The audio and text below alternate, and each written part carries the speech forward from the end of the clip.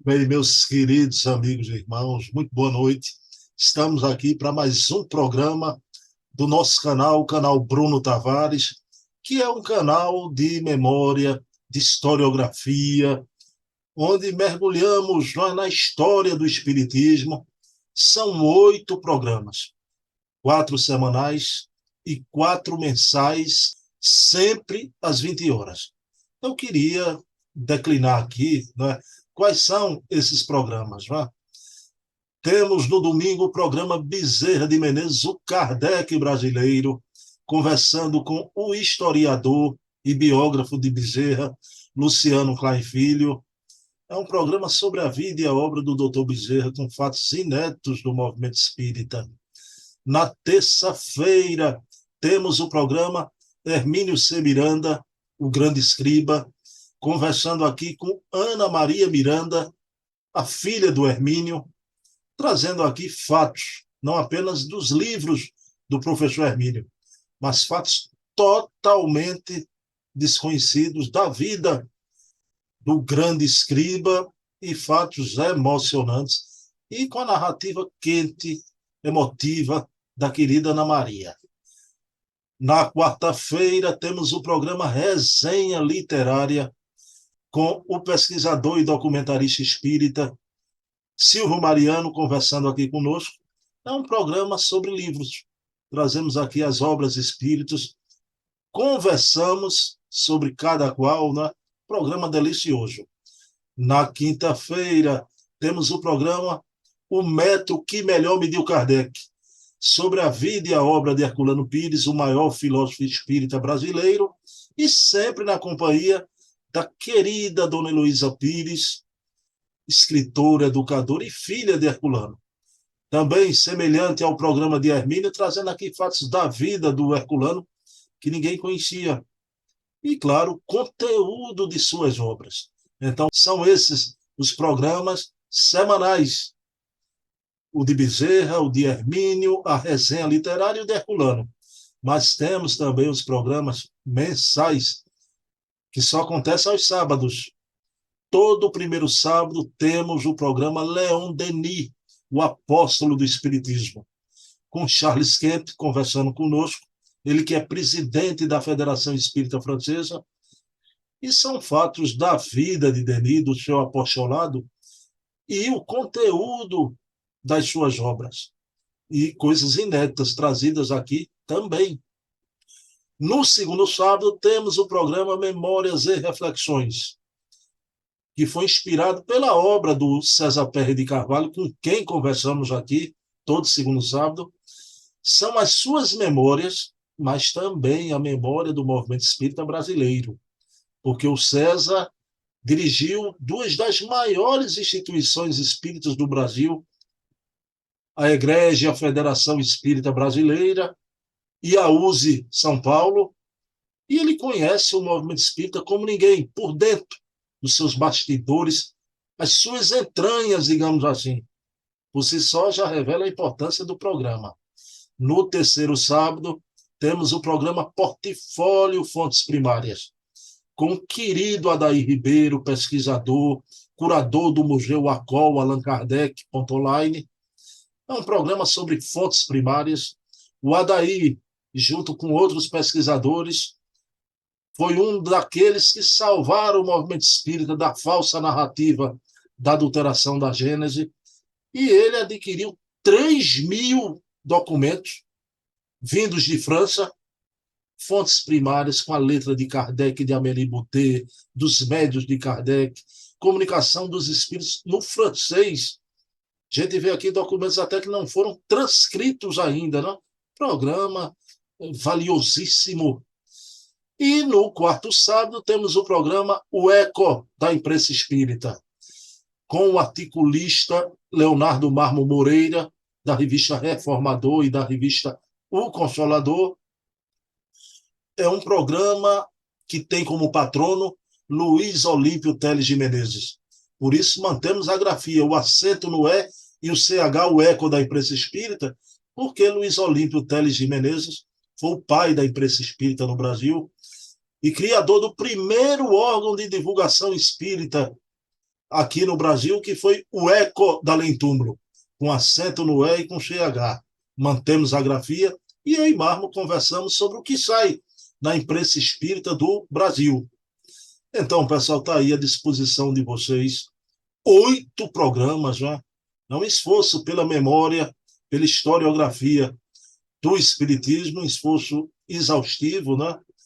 Mas é isso que a gente vai trazer sempre aqui para vocês. Né? Estou aqui no meu mini gabinete, cercado pelos meus livros, já, de onde a gente grava sempre esses programas e oxalá as pessoas se interessem em assistir.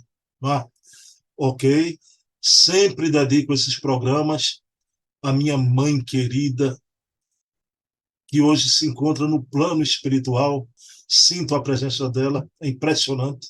Minha conexão permanente com minha mamãe. Então, mamãe, inspira teu filho para ele manter com disposição por longo tempo esse desiderato de divulgar a doutrina através da memória da história. Tá? Então, pessoal, sem mais delongas, vamos orar, agradecer a Jesus, nosso mestre amigo, o amigo que não abandona amigo no meio do caminho, que tu nos inspire, Jesus, a manter o trabalho da divulgação espírita através dessas singelas entrevistas, mas que são feitas com o coração carregado de convicção e amor ao ideal espírita. E possamos cada vez mais levantar a bandeira do espiritismo, mostrando ao mundo que a morte é um boato, o maior boato dos séculos, e que não há morte em nenhum ponto do universo. Então, sendo assim, agradecidos a Jesus, a quem tudo devemos, iniciamos o programa da noite de hoje. Bom, pessoal, aproveite aí mais um programaço do canal Bruno Tavares. Já estamos sempre aqui, chat aberto, né? Comentem à vontade. Vou pedir aqui, claro, não é? Curtam o programa, inscrevam-se no canal e toquem o sininho para lembrar a cada novo programa, não é? É a famosa ladainha do YouTube, mas claro que a gente tem que ir nessa também, né? O YouTube, quando você curte, se inscreve, então compartilha, claro que chama mais visualizações. A gente não está pregando aqui no deserto, né? A gente quer que o programa tenha um mínimo de assistência desejável, né? Pessoal, então, um beijão, muita paz para vocês, um beijo na alma de todo mundo, bom programa.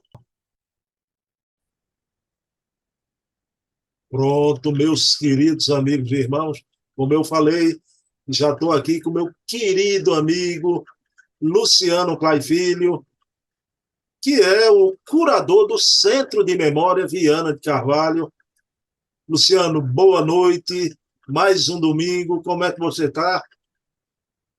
Sempre bem, especialmente quando temos a oportunidade desse reencontro semanal, para que possamos enriquecer alguns comentários sobre a vida dele, né? O grande amigo do povo espírita brasileiro e não espírita também, que é o Dr. Bezerra de Menezes. Então, sempre motivo de muita alegria, querido. Mas, fora isso, aqui caminhando em paz, graças a Deus. Luciano, e o Centro de Memória Viana de Carvalho, alguma novidade?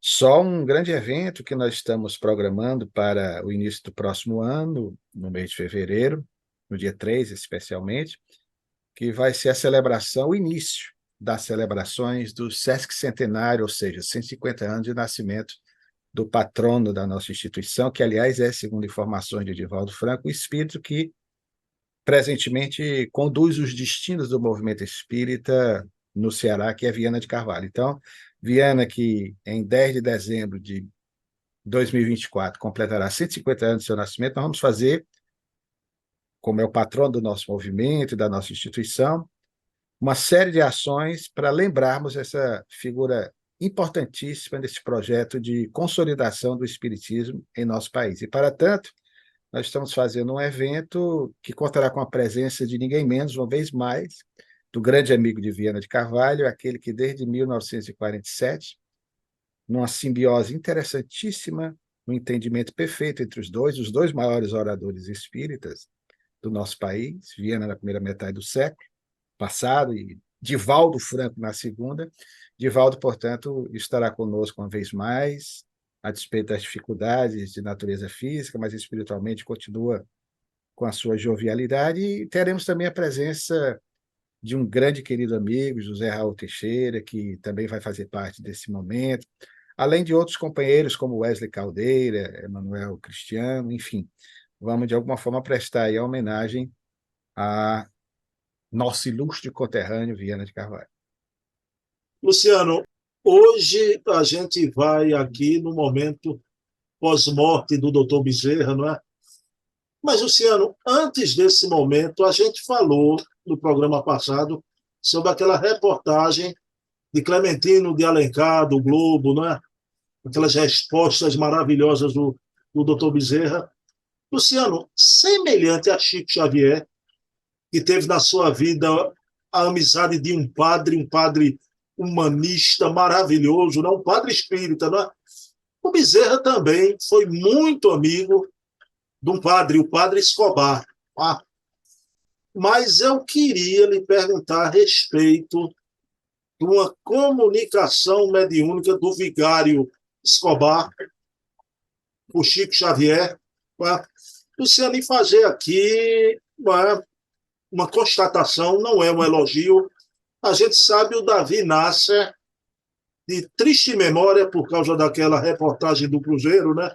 Ele e Jean Majon fazem aquela armadilha lá com Chico, deturpam as coisas, mas foi graças ao Davi Nasser, né?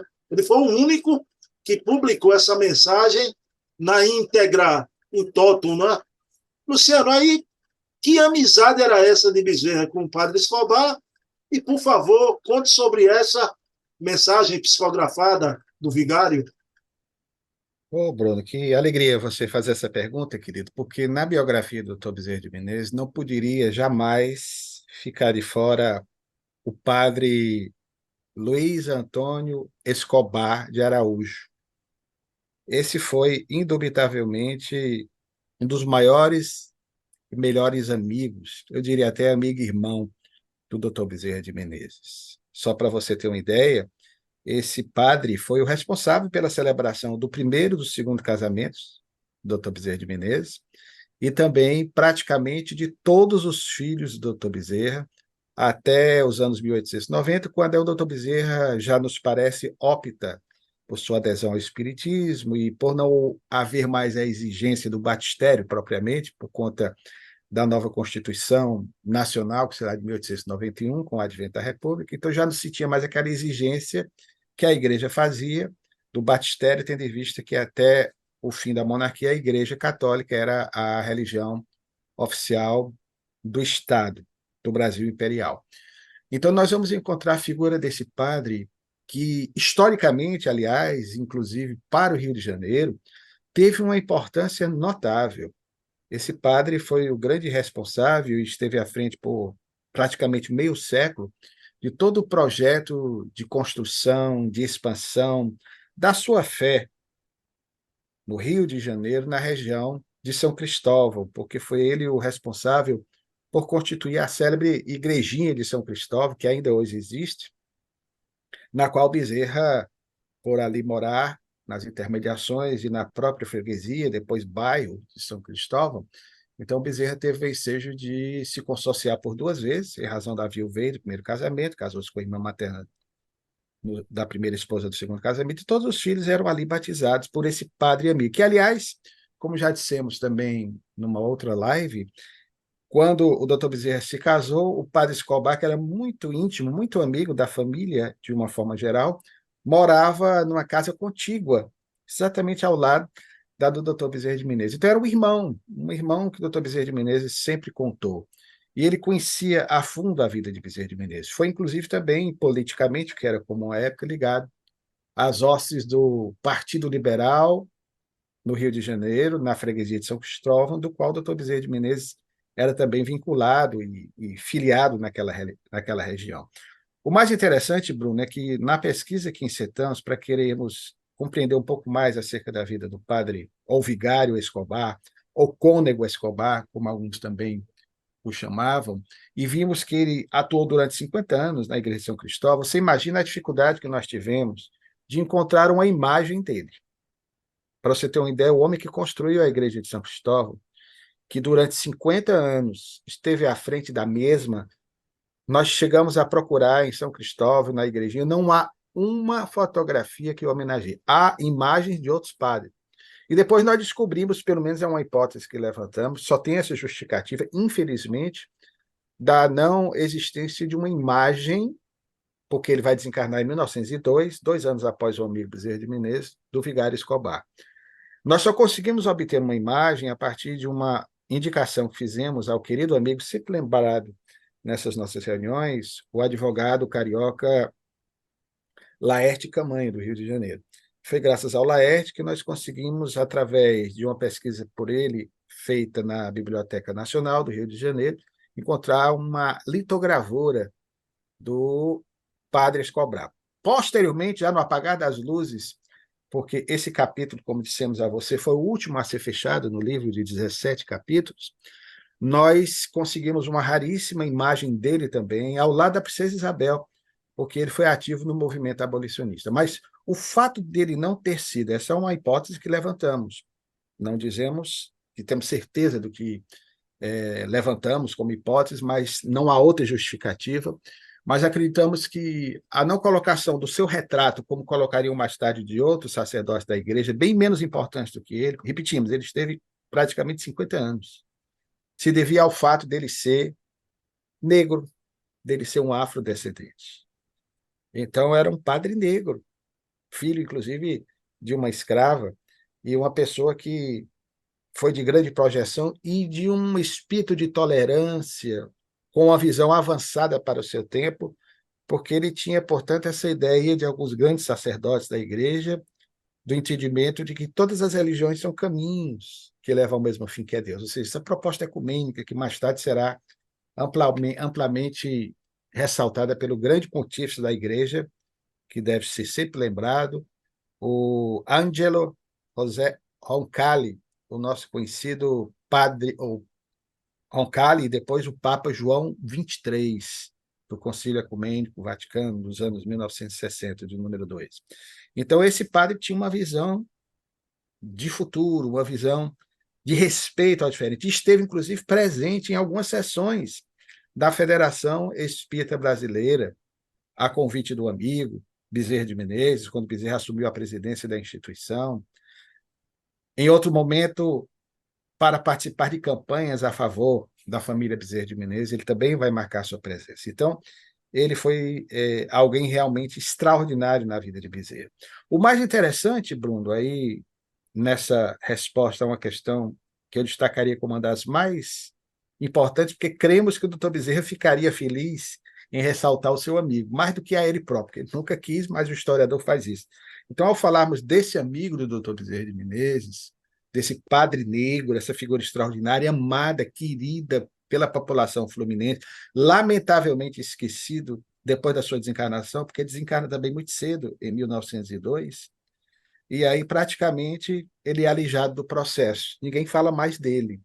Mas só que, exatamente em 1934, e sobretudo com a visita do já aqui mencionado repórter do jornal o Globo, paranaense, estamos pesquisando sobre a vida desse repórter, que também não tem uma biografia. Eu me refiro ao Clementino Alencar Oliveira, seu sobrenome nós descobrimos há pouco tempo. Esse repórter que sai do Rio de Janeiro a serviço do jornal o Globo, na companhia de um fotógrafo, para investigar o fenômeno de Chico Xavier. E faz aquela série de reportagens que o jornal carioca, o Globo, viria a publicar naquele ano de 1935. Mas o mais interessante, você nos faz esse questionamento, querido, é o fato de que 33 anos depois da desencarnação do padre Escobar, que, repetimos, ficou em completo anonimato, ninguém se lembrava mais quem era o padre Escobar. Repetimos, e essa é a nossa tese, talvez em razão da sua etnia, é o que supomos nesse aspecto. O que nós vamos encontrar é uma mensagem mediúnica da qual se percebe, através de Chico Xavier, e Chico menciona, uma mensagem belíssima que nós transcrevemos no livro, da autoria de um padre Escobar. E, na época, o Davi Nasser, que foi também um dos responsáveis por fazer a anotação e replicar essa mensagem do Clementino de Alencar, que também vai ter esse informe através de Chico Xavier, o Chico não sabia dessa amizade de Bezerra com o padre Escobar, que a mensagem, repetimos, ela é de 1934 para 35, e o padre desencarnou 8 anos antes de Chico Xavier nascer, e não havia essa informação. Não existia uma biografia de Bezerra de Menezes que fizesse o detalhamento dessa amizade eterna. Aí o que é que acontece? O Chico simplesmente fala do padre Escobar, diz que foi um grande sacerdote que desencarnou em São Cristóvão há muitos anos, e a pesquisa ficou vaga porque, na época mesmo, as pessoas não sabiam. Depois é que foram colher as informações, e pela importância do nome de Luiz Antônio Escobar Araújo, é que se passou a ter uma ideia mais clara de que se tratava desse mesmo sacerdote.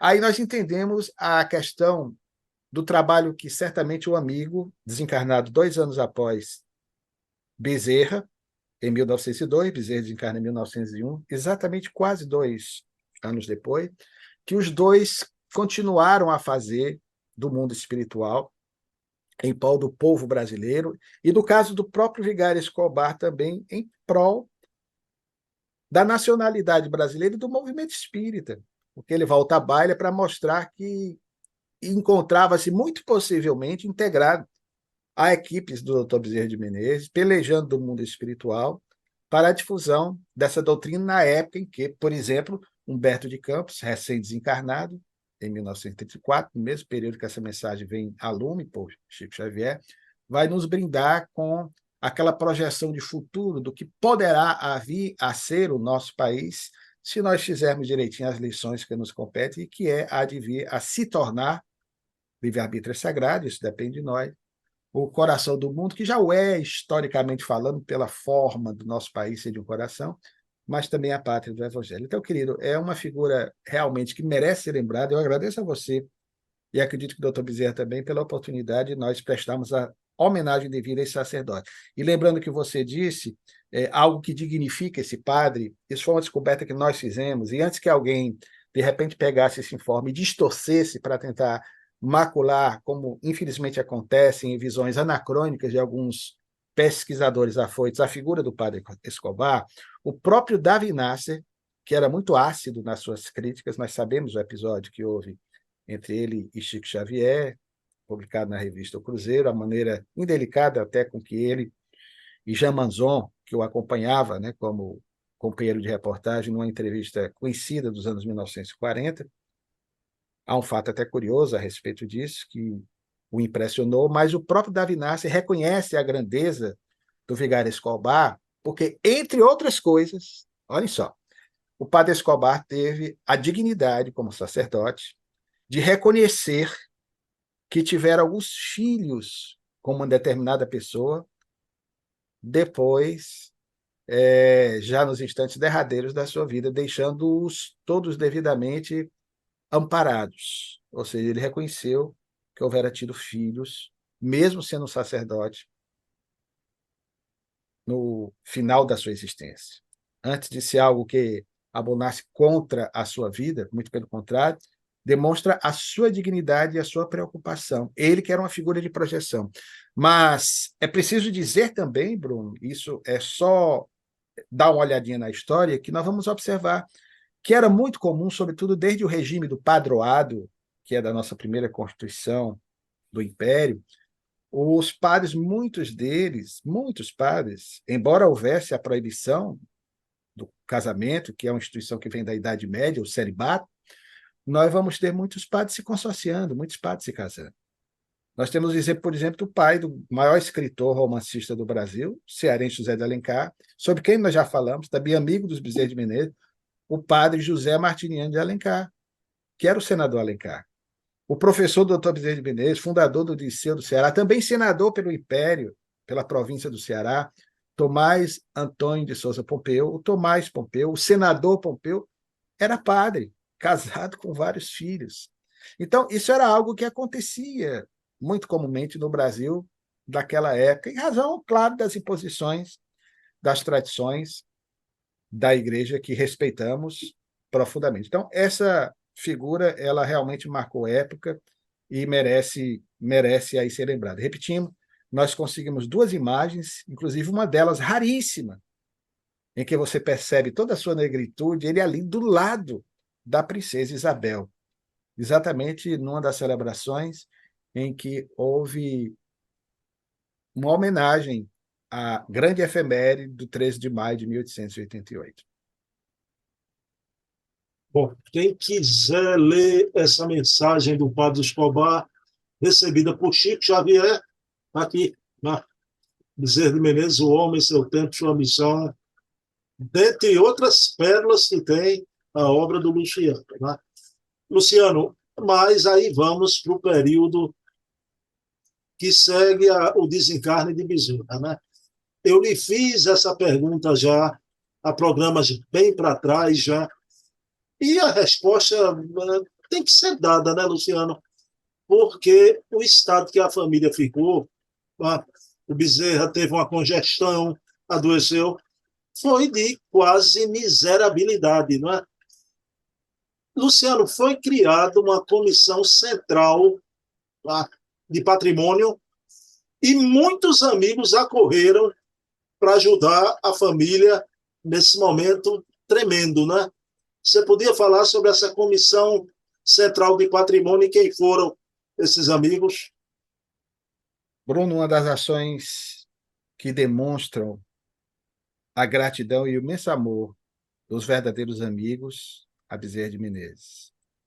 Essa comissão ela foi constituída e entre os idealizadores nós temos a figura de Quintino Bocaiúva, grande nome da República do Brasil, um dos ativistas, um dos lutadores para a implantação do movimento republicano, responsável também pela direção do jornal O País, onde o Dr. Bezerra de Menezes escreveria seus estudos filosóficos sob o pseudônimo de Marx. Quintino Bocaiúva, que era frequentador da Federação Espírita Brasileira até a sua desencarnação, no início do século XX, simpático, portanto, às ideias esposadas pelo amigo Bezerra de Menezes, com quem certamente entabulava costumeiramente conversações mais acuradas acerca da doutrina espírita. Então, nós vamos ter alguns amigos, como Quintino Bocaiúva, o grande nome da abolição em nosso país, monarquista, José do Patrocínio. Nós vamos ter outras grandes expressões de época, e especialmente também do movimento espírita, como o seu primo, aqui do Ceará, um dos vanguardistas da implantação do espiritismo na Terra da Luz, no nosso torrão natal, Demétrio de Castro Menezes. Enfim, o próprio Padre Escobar vai estar integrado nessa comissão, em que foi ali estabelecido um cronograma com uma série de ações, de atividades, inclusive saraus, com apresentações musicais, declamações. O próprio José do Patrocínio fez declamações, pessoas ligadas à literatura, à música, pessoas de projeção. No livro nós colocamos alguns desses nomes, fóruns do movimento espírita, que vão tentar, de alguma forma, envidar esforços para angariar algum recurso, inclusive com os teatros lotados para alguns desses saraus ou apresentações teatrais, para dar o suporte necessário à situação realmente de penúria, de miséria que se encontrava a família do Dr. Bezerra de Menezes após a sua desencarnação. Já ouvimos algumas pessoas com críticas assodadas, sem nenhuma fundamentação, dizer, mas o doutor Bezerra não foi rico, o doutor Bezerra não era político, um homem de projeção, deputado-geral. Mais uma vez, lembramos ao pesquisador, quem vai analisar o ontem, tem que ver o ontem como ontem, com a lupa do historiador, evidentemente, mas tem que se situar na época e realmente entender que ser político no Brasil imperial era bem diferente de ser político no Brasil dos nossos dias. Primeiramente, aliás, um biógrafo da época já dizia no Necrológio de Bezerra de Menezes, publicado em um dos jornais cariocas, logo após a sua desencarnação, dia 12 de abril, jornal O País, que a política foi, aliás, uma das causas do empobrecimento do Dr. Bezerra. porque em vez de tirar, ele dava. Inclusive, os deputados da época, ele era deputado-geral, foi deputado-geral, ao deixar a política, ele não ficou recebendo nenhuma pensão, não recebia nada. Tanto que, um ano antes da segunda esposa desencarnar, em 1908, houve uma movimentação de companheiros para ver se eles conseguiam dar uma pensão à esposa do doutor Bezerra, que tantos anos se dedicaram à política do Rio de Janeiro, como vereador, como chefe do Partido Liberal, como alguém que se empenhou pela causa abolicionista, como alguém que vai, inclusive, participar da transição da monarquia para a república, fundando alguns novos partidos, como o Partido Democrata Federalista, já depois da república, e ele não tinha absolutamente nada, não tinha uma pensão. Popuda, como, infelizmente, alguns, ou felizmente, têm nos nossos dias, pelo menos para dar sustentação às suas famílias. Então, o doutor Bezerra de Menezes realmente desencarnou na mais extrema pobreza, atendendo as pessoas, de fato, isso não é lenda, é real, gratuitamente, dando o que ele podia e o que não podia. Ademais, Bruno, também é preciso lembrar, porque nós já falamos e falaremos em outra oportunidade especificamente, que o doutor Bezerra de Menezes sim teve um momento da sua vida em que ele teve um patrimônio considerável. Nos anos 1870, pela iniciativa privada, pela participação em vários empreendimentos na área ferroviária, em outras empresas, inclusive instituições bancárias nos anos 1890. Mas ele perde tudo isso em face da malograda política econômica de seu grande amigo, Rui Barbosa, o Águia de Aia, que foi ministro nessa fase inicial da República, da Economia, e com a política do encilhamento, praticamente muitas empresas faliram, entre as quais todas as do Dr. Bezerra de Menezes, já em 1890, em 1891. Ele esteve à frente de várias ações empresariais, sempre objetivando o desenvolvimento do Rio de Janeiro e do Brasil. Isso nós constatamos.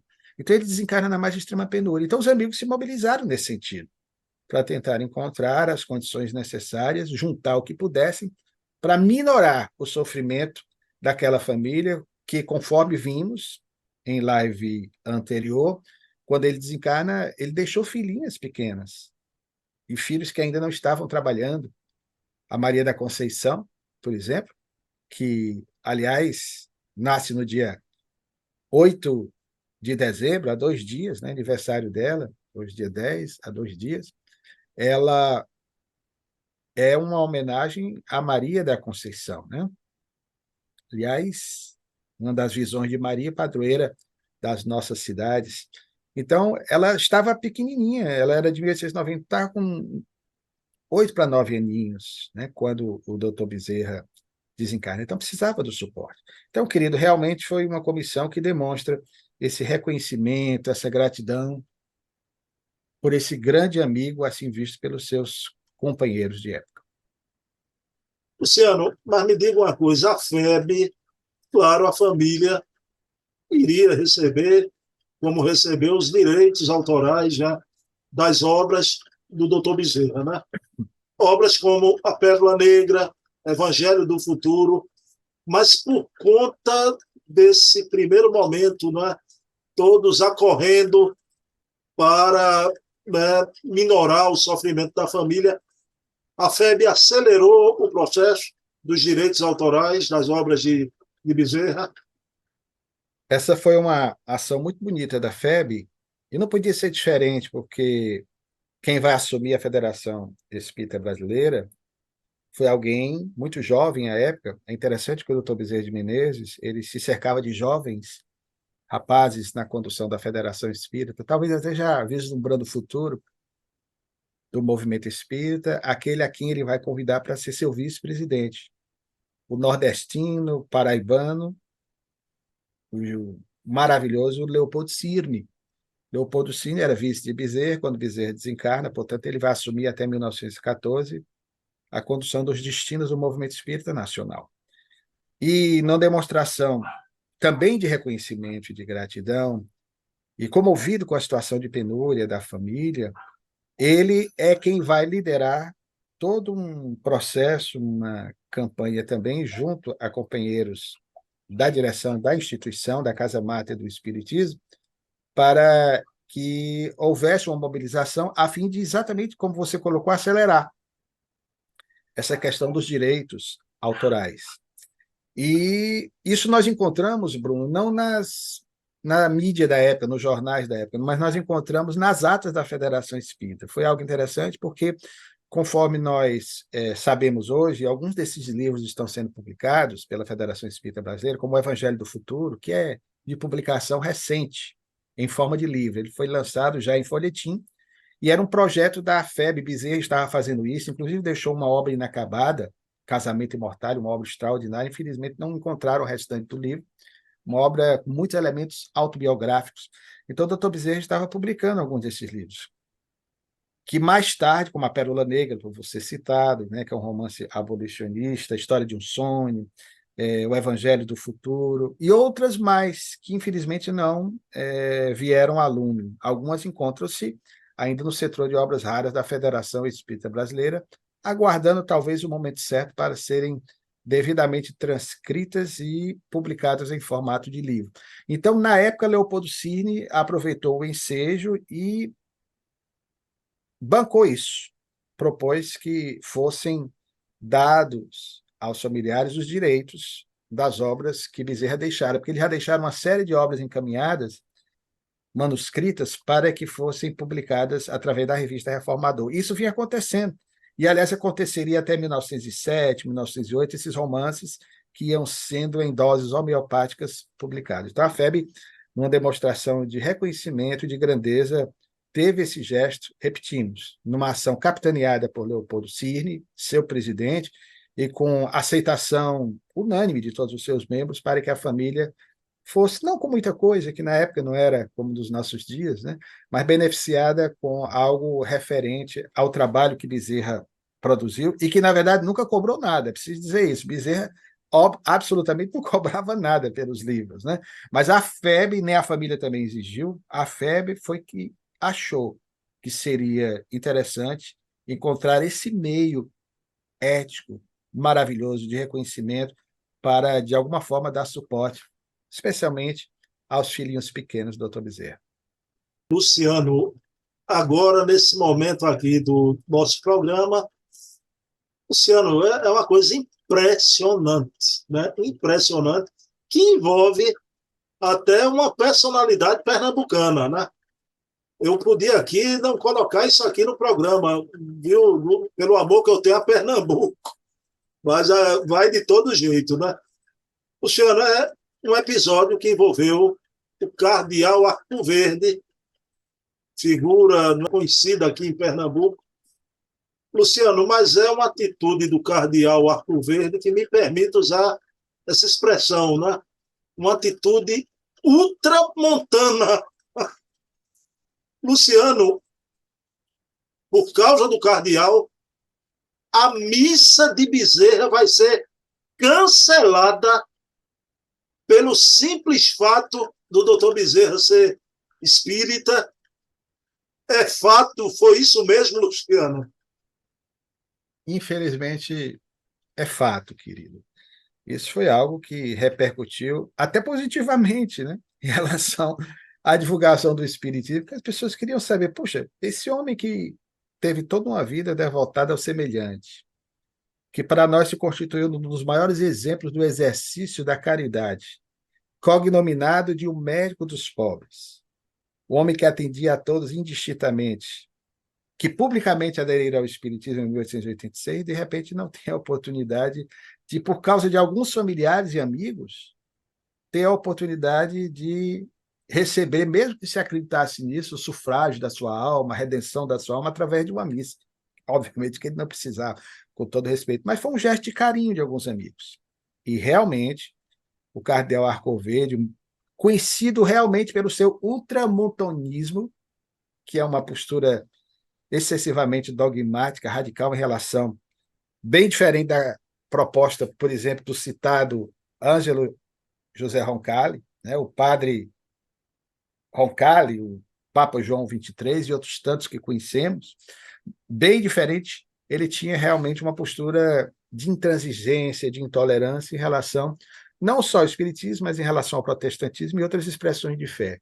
Tanto que houve espíritas, inclusive o próprio Viana de Carvalho, mais tarde, de maneira contundente, fez alguns artigos e preleções fazendo algumas observações pertinentes em relação a essa postura equivocada do referido sacerdote. Com todo respeito, claro, com suas virtudes, ninguém vai aqui questionar. Ele acreditava nisso, mas, independentemente da sua crença, nós sabemos que sempre houve, em todas as épocas da história da humanidade, bons ou maus religiosos, né? Aqueles que têm uma mente mais obliterada, mais fechada, e aqueles que têm uma mente mais arejada. Ao tempo de Jesus, nós tínhamos Anás, Caifás, mas nós tínhamos Nicodemos, nós tínhamos José de Arimateia, nós tínhamos o próprio Gamaliel, mentor e orientador de Paulo, que eram homens ligados ao farisaísmo, mas de uma mente aberta, de respeito. Então, nós tínhamos um padre Escobar, mas nós tínhamos um conterrâneo seu, o cardeal Arco Verde, né, que devia, que ele era também da família Lacerda, de repente, né, ter essa ideia de que o seu nome, próprio nome propõe, né, com a cor que é símbolo da esperança, que é o verde, né, um arco verde, lembrar essa mensagem alvissareira da paz, do entendimento entre os povos e entre as religiões. Infelizmente, isso aconteceu, e ele proibiu, foi algo muito doloroso, inclusive para o próprio vigário Escobar, que era um dos que estava se organizando para fazer na igrejinha de São Cristóvão essa missa, a pedido de amigos, que não eram espíritas, nem tanto os familiares, porque os familiares do Dr. Bezerra de Menezes, como já falamos, eram, em sua maioria, espíritas.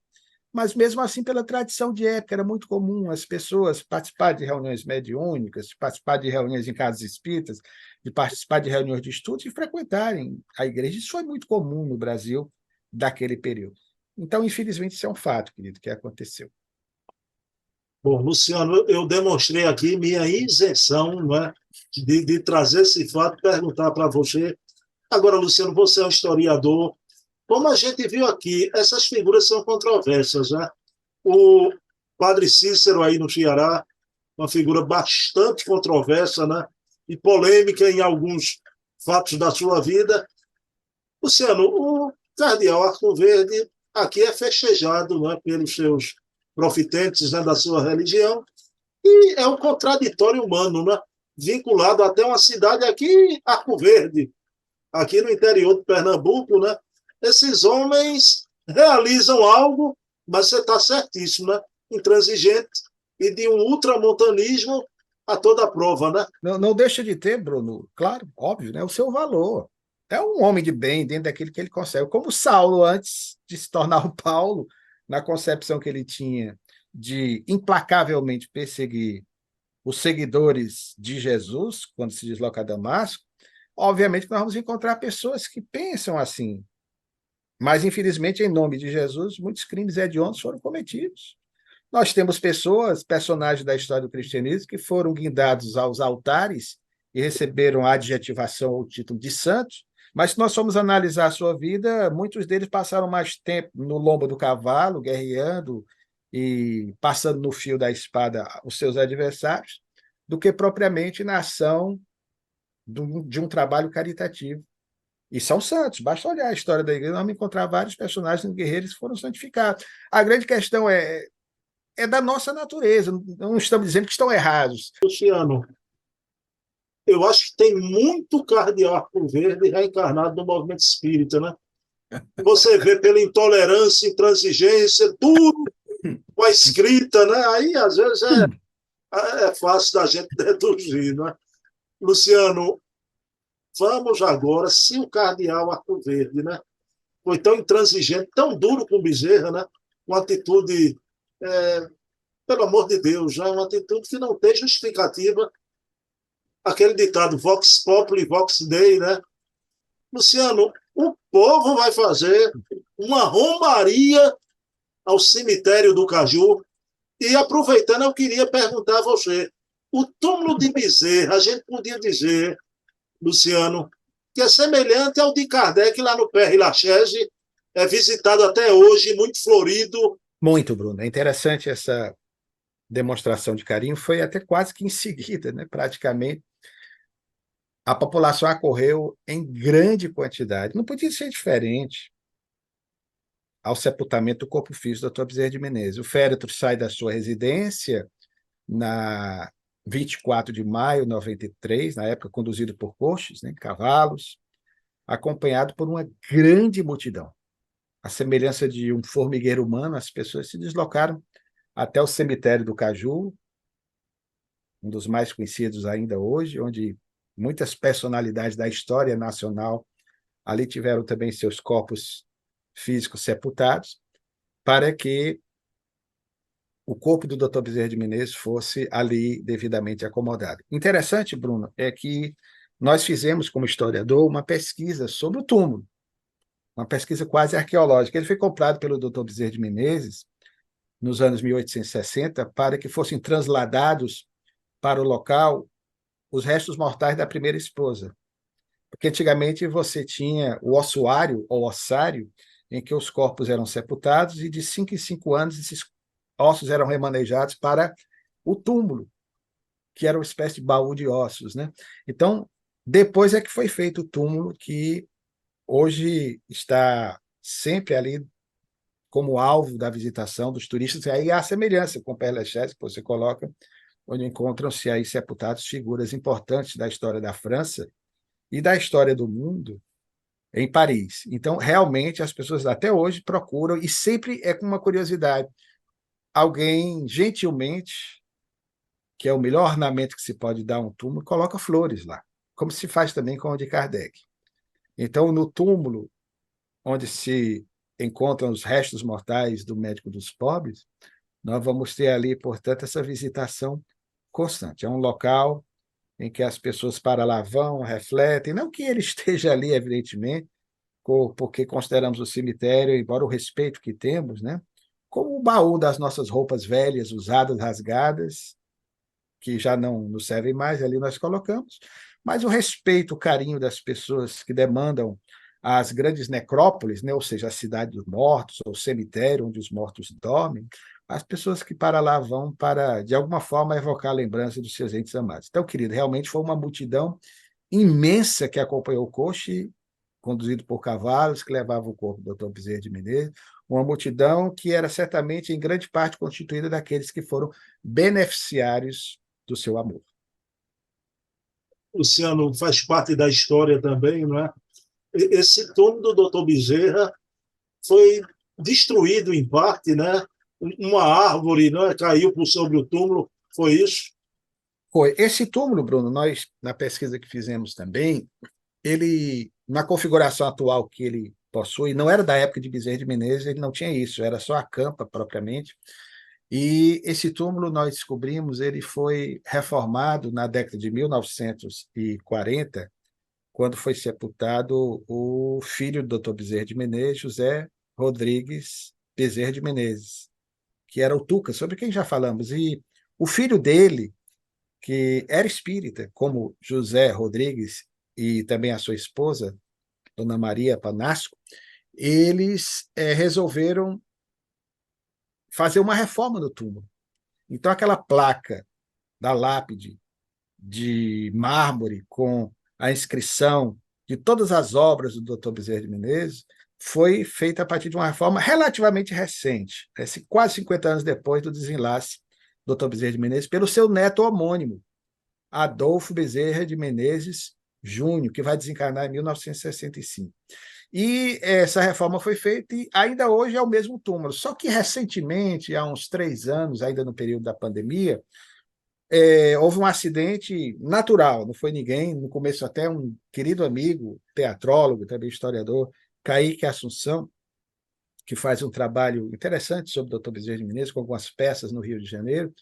O Kaique entrou em contato conosco, mandou algumas fotografias, então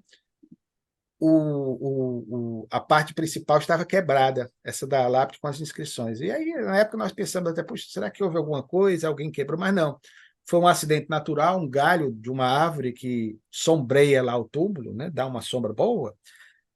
A árvore, por conta de uma dessas chuvas fortes do rio, soltou lá um dos galhos mais pesados, caiu exatamente em cima e quebrou a lápide. E o Kaique, com muito jeito, ele teve de fazer um contato com a administração do cemitério, que a princípio demorou um pouquinho, mas ele se apresentou também como alguém ligado a Bezerra de Menezes, e aí acabou fazendo o restauro, inclusive incluindo mais uma fotografia, antes só tinha uma, porque na época não havia se achado a fotografia original, porque quando caiu, a foto que estava na lápide, ninguém havia encontrado. Então, o Kaique colocou uma e depois encontraram a foto, ficaram as duas fotos lá. Então, hoje, com essa ligeira modificação e graças à ação desse amigo carioca, o túmulo está devidamente restabelecido, com essa ligeira anomalia, mas que acrescenta uma imagem a mais do Dr. Bezerra de Menezes.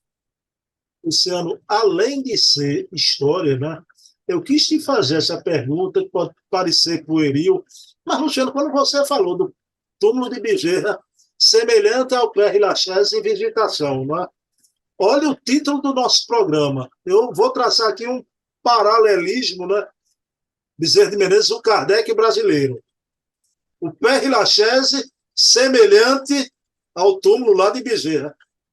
Luciano, o túmulo de Kardec também foi destruído, semi-destruído lá na guerra, né? E o de Bezerra também. Quer dizer, é uma curiosidade pitoresca, né, Luciano? Interessante. Não havia me lembrado desse problema que houve com o túmulo de Kardec, mas muito curioso. Luciano, querido, tu faz a prece? Com alegria, meu irmão. Amado Jesus, nós te somos uma vez mais gratos pela oportunidade desse reencontro, de podermos falar um pouco a respeito da vida do Dr. Bezerra de Menezes, já entrando nesse mês que a cristandade para a fim de mais detidamente refletir acerca da tua vinda há 2000 anos para junto de nós.